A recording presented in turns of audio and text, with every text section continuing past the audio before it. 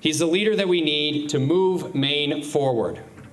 Please help me give a big Aroostook County welcome to my friend, the once and future governor of the great state of Maine, Paul LePage.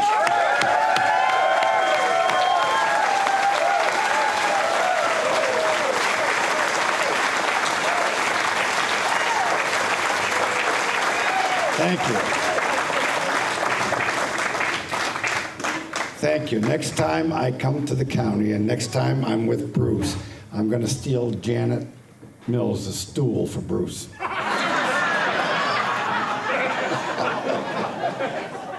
If you didn't see it last night at the debate, she had a little stool. I asked for one, they wouldn't give me one. Ladies and gentlemen, this is the election of our life. This is about our children, our grandchildren. It's about our great-grandchildren, not born yet, not even thought of yet. They're going to be paying the debt that this federal government has brought on us, and the debt that Janet Mills has brought on the state of Maine by trying to buy the election. You know, in 2010, I was elected the governor.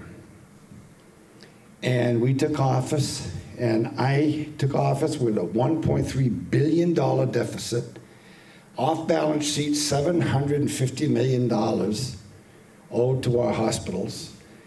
Elliot Cutler, remember that name, Elliot Cutler? I don't know if he's endorsed Janet yet, but he probably will from his cell.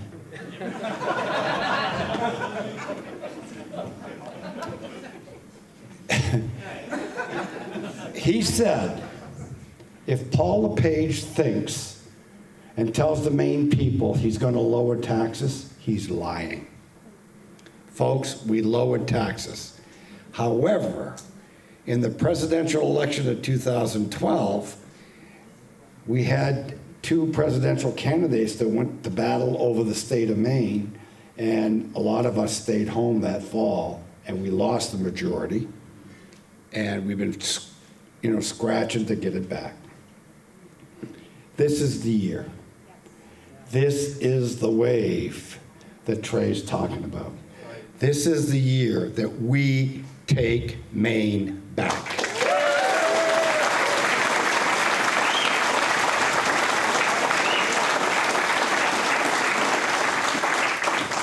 This is the year that you can send your kindergartner to kindergarten school and come home in the afternoon and not say, I want to be called Stevie because I want to be a boy. It's going to be, I'm Lucy and I want to be a girl. Or I'm Stevie and I am a boy. And this stuff that we're seeing right now is incredulous. Last evening, in our debate, the governor of the state of Maine denied that she was behind it, although they spent $2.8 million to try to indoctrinate our children. Our children are the future of our country. Our children are important to us. Our children need to have parents, and our children need to have us support them. And parents, you need to have a Parents' Bill of Rights so that you know and you're comfortable with what is being taught in our schools and that you're not afraid to send your child to school every day.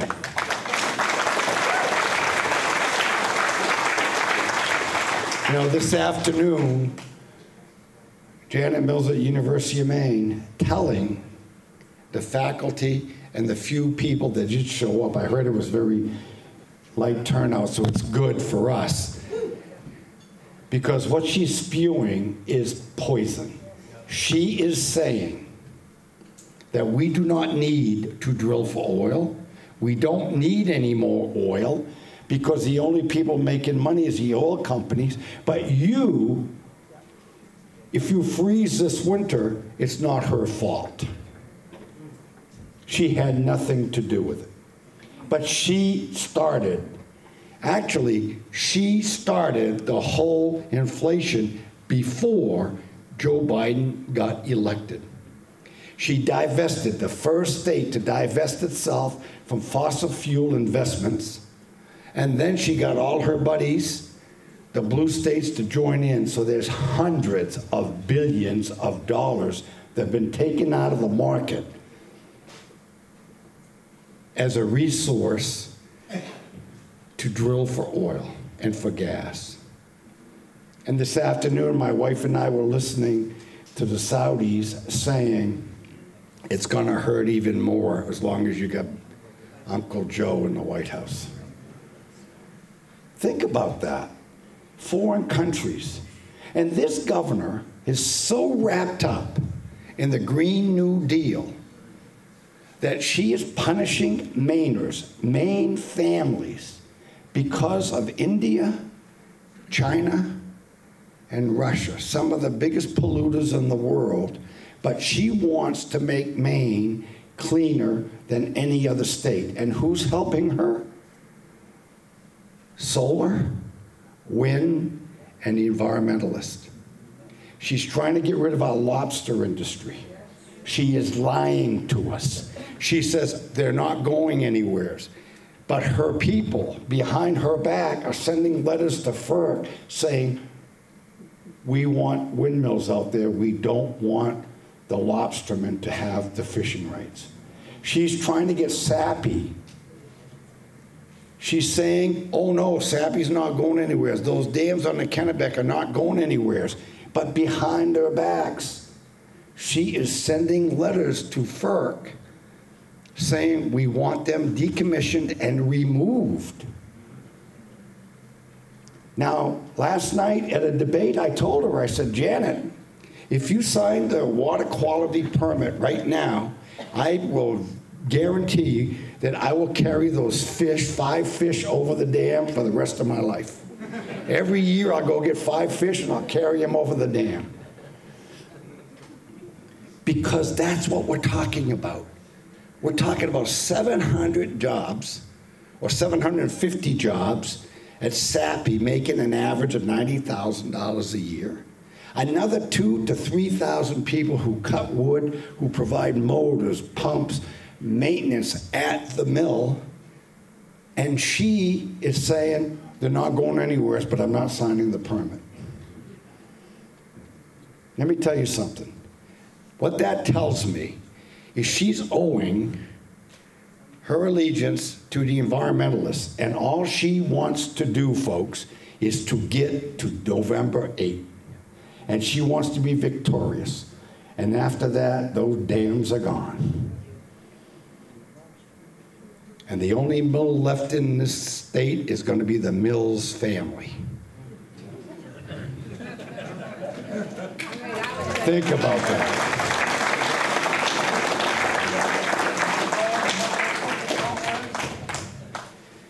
We just need to say no. We need to say we are not happy with $5.69 oil.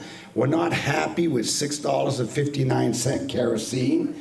We want to heat our homes, our parents' homes, our children. We want them to be warm. We want them to have a good education. And this year, she said, I am the first governor to fund 55%, which is a lie.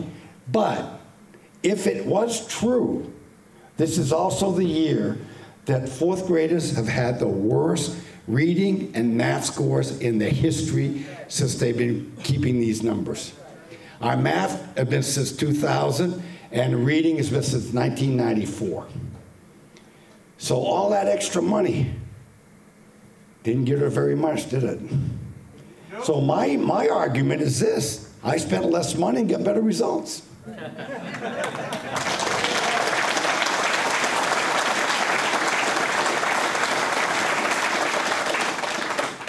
So it is about inflation. It is about our children. And even more importantly, and I'm hearing it here tonight for the first time, about what's happening with homelessness.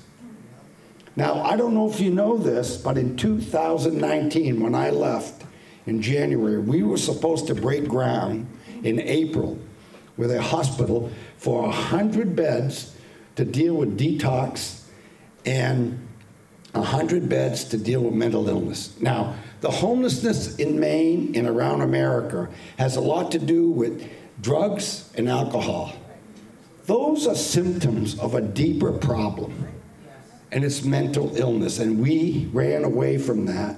When Angus King was the governor of the state of Maine, the ACLU closed down a lot of our mental institutions around the country. And so they said, we don't want them incarcerated. So what have we done? We put them in our county jails. And then we take away the bail. So now they can do it every day. They can rob, pillage, do whatever every day because they do need help, but we're not helping. We need to have those facilities. We need to make sure that fentanyl is not brought back to be a felony. Under Janet Mills,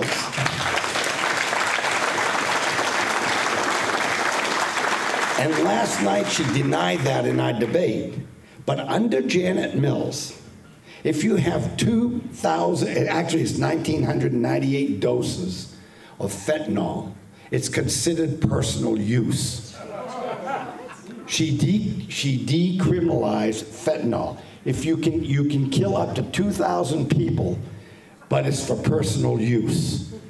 That's when the federal, that's when the criminal aspect comes in after 4 grams. We can kill in the state of Maine with a 5-pound bag of fentanyl every man, woman, and child. That's how potent it is. And she thinks that 2,000 doses is personal use. And she denied it. So we verified it, we did the fact checks, we're right, but of course the media has not been, what I would say, the most open to Republicans anywhere south of Bangor. Frankly, I think up here they've been very fair, at least to me.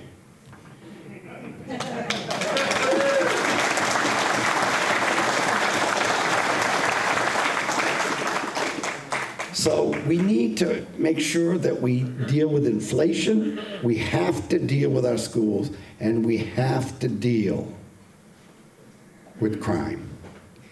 When I was governor, we gave Janet Mills somewhere around 140 or 150 fraud cases. And in her 6 years as Attorney General, she tried 12.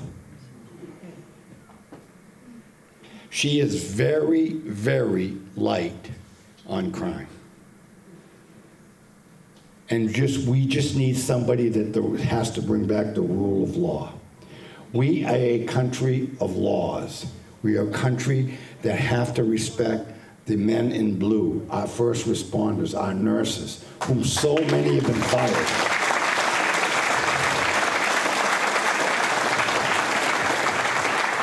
Because Janet Mills goes around and has spent millions of dollars saying Paul LePage's program on abortion is bad. It's my body, my choice. Well, if it's your body, your choice, Janet, why isn't it so for the mandate? Why is it your body, your choice for abortion, but not for the mandate?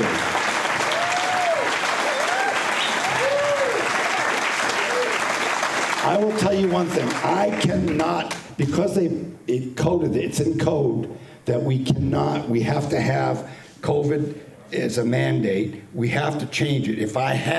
If the Maine people give me a House and a Senate, we will repeal that bill.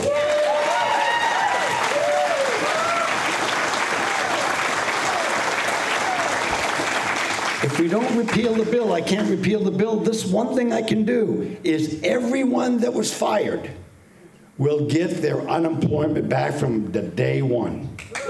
We will pay them unemployment for being fired.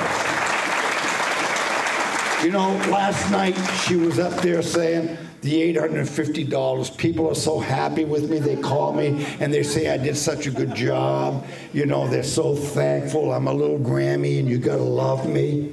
She is older than I am, by the way. I'm smarter, but she's older. I will say this. I wish she could have had that same compassion in October of 2021 when she fired thousands of first responders.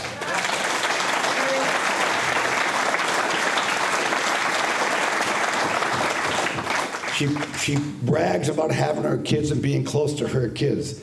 But remember, every one of the people you fired have parents, there are children, they have families, they have husbands, they have wives, and they have grandchildren. But you didn't care about them at that time. In October of 2021, a few weeks before Thanksgiving and a few weeks before, a few months before Christmas, she fired indiscriminately thousands of people. That I call not only cruel, but inhumane. And that alone, that one decision, should send her packing.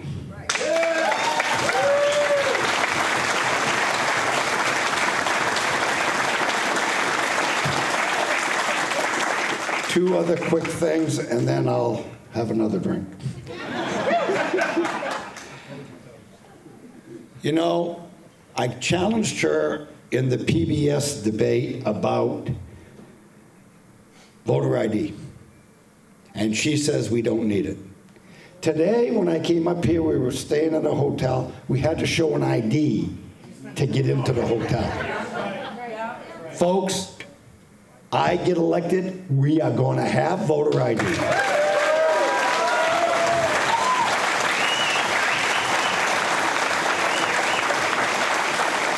We are going to put pictures back on EBT cards, because the reason I put those pictures on was to challenge the drug deals. We were getting so many EBT cards in our drug bus.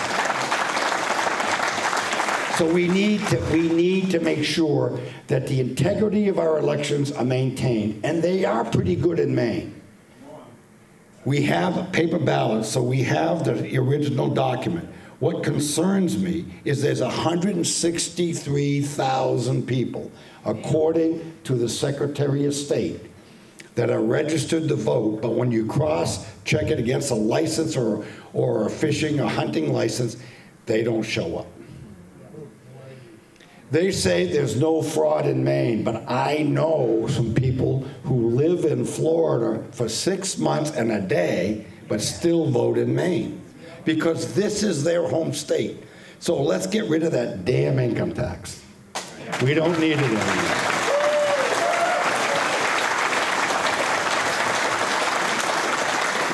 We can phase it out. And we'll start what we want to do. Rather than go attack the rates and be accused of tax breaks from the rich, I'm going to start from the bottom, and we're going to exempt more money every year. And then the only person that will be standing, last person to be standing, will be Jay.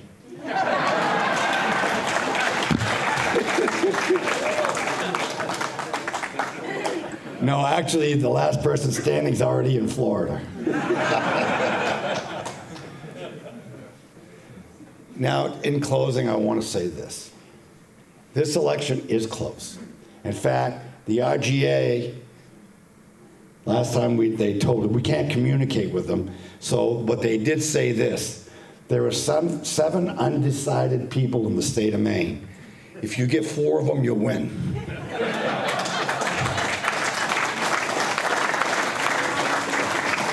So in the last 2 weeks, we have seen nationally, and Trey spoke about it, there is a movement, very strong movement coming to the right.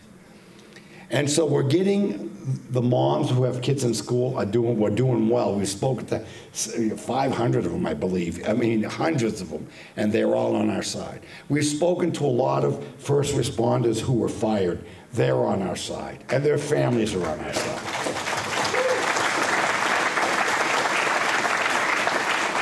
If you look at the dynamics of the state, you have Democrats have a lot more registered Democrats than registered Republicans.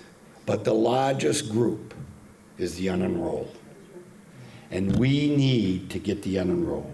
So you need to convince friends, families, neighbors, colleagues. If they're breathing, get them to the polls.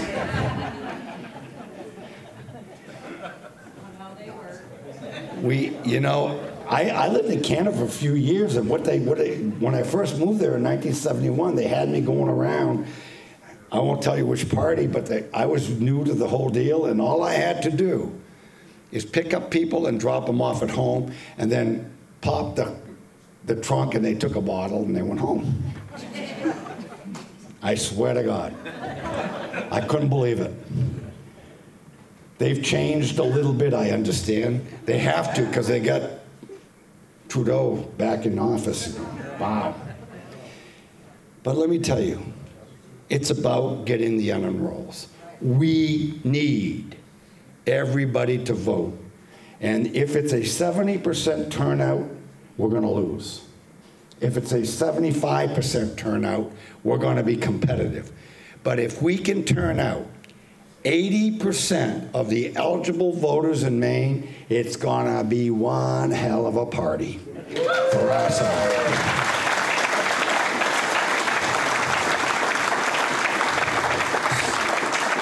So what I'm asking you all is whatever you can do to get people to the polls, please help. We need the votes. And we do have, and I'll tell you what happened in 2018. In 2018, Janet Mills ran up a lead of 62,400 votes in 20 towns. 20 towns in southern Maine. She won the election by 48,000 votes.